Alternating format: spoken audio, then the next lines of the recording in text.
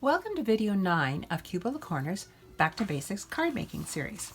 My name is Sandra, and today I'm going to show you how to make 2 lengthwise cuts in your pattern paper that can help you create cards that will be perfect for a variety of occasions.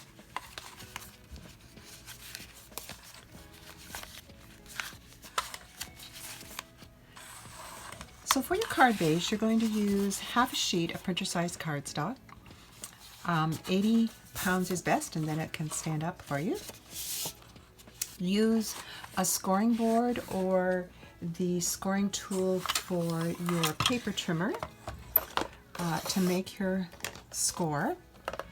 Always score first before you fold. So this board just takes your interchangeable blade, pop it in and out, and you're going to just use it to score for an A2 at 4 1/4 inches. If you're using a scoring board similar to this one, the A2 is already marked on it, and which is 4 1/4 inches, and just use your bone folding tool to draw in your score. So once you've scored, you're going to fold, match up your edges and your corners.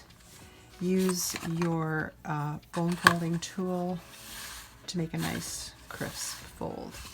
You can decide whether you want your card to be portrait or landscape, and you can stamp the back if you wish. So I'm going to do a portrait style with this one. Usually when you cut your cardstock mats and pattern papers, the papers are 1/4 inch smaller all the way around. But you can see with this one, we've got the 1/4 inch here, which is going to give us an 1/8 inch half on top and bottom. But over here we've got extra space, and that's because you're going to make 2 1-inch cuts from the edge, the long edge, on this piece of paper. Now for this particular card, I actually made my cuts a little narrower than the 1 inch, just because I had this thanks die cut that I wanted to fit in, and it needed a little bit more room. So you do have lots of flexibility with this design as to how you put your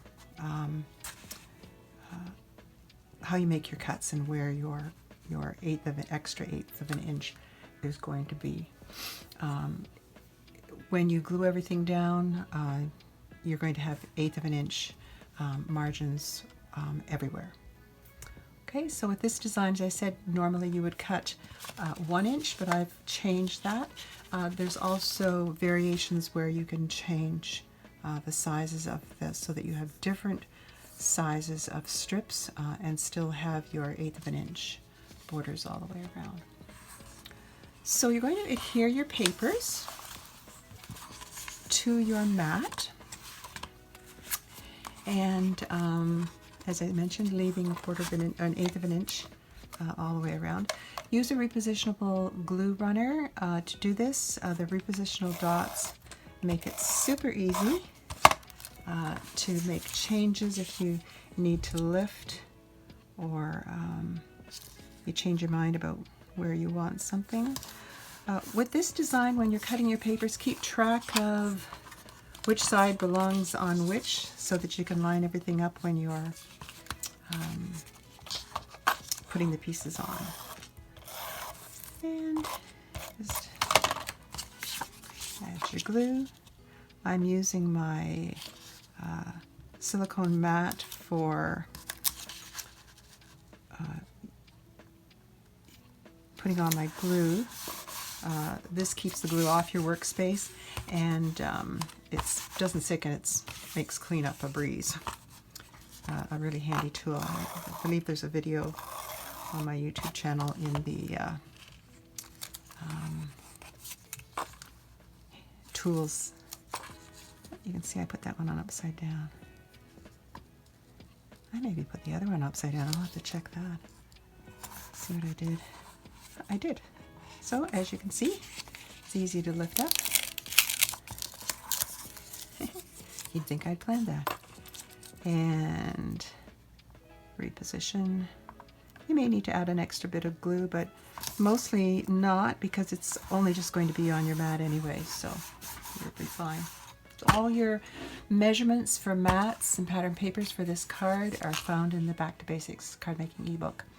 And you can find instructions on how to download that in the description for this video. All you have to do is sign up for Cupid Corner emails. This card, like most of the Back to Basics designs, can be used portrait or landscape. For instance, this one was a landscape version. And you can add any embellishments. I've got here my thanks that I cut out with a die, actually from one of my Cuttlebug dies, and I used my Japanese screw punch to put these 2 holes in, because I'm going to add these little mulberry flowers and brads, top and bottom here. Use a glue pen for adding your words. It's really easy to just dot it and draw along the back. It's got a little bulb here to push. This happens to be a zig, but there are lots of different ones out there that are available. Using your Japanese screw punch, really easy. Decide where you want your hole, plunge, and you've got a hole. Really so handy, especially when you've got a hole someplace where like a 16-inch hand punch wouldn't fit.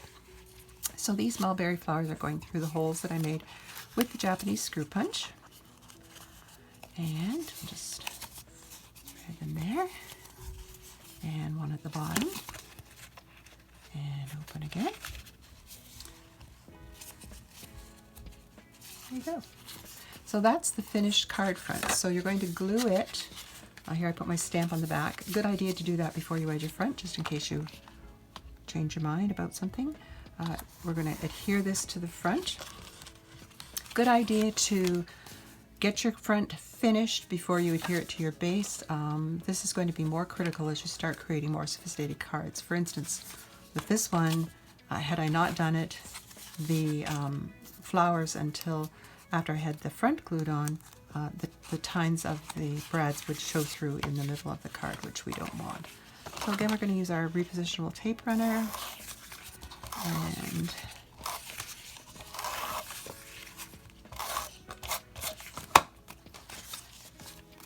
okay, center, top, and bottom, left and right, like so. If you don't get it quite right, you use the repositionable glue dots. You just, or the tape runner, you just lift it up, put it down again.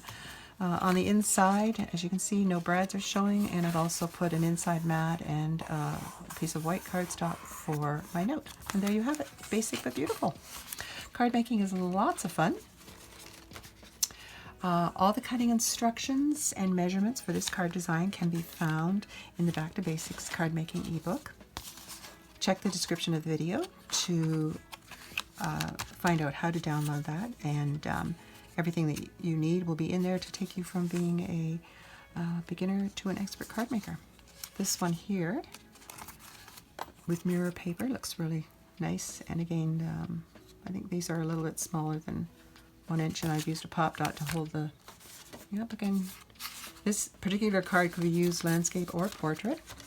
Here's one where the measurements are different with your, you've still got your 2 lengthwise cuts, but different size for the smaller ones. And then there are your basic one with the 1 inch pieces cut off.